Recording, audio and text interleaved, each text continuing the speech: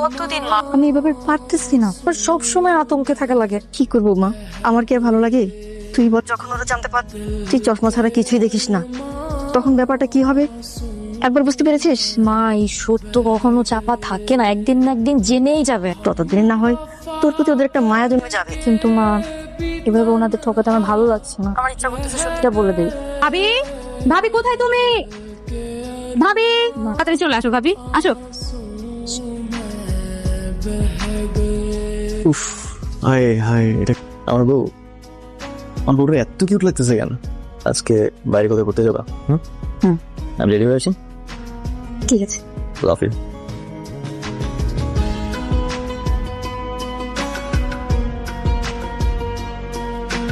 এত সুন্দর কেন তুমি?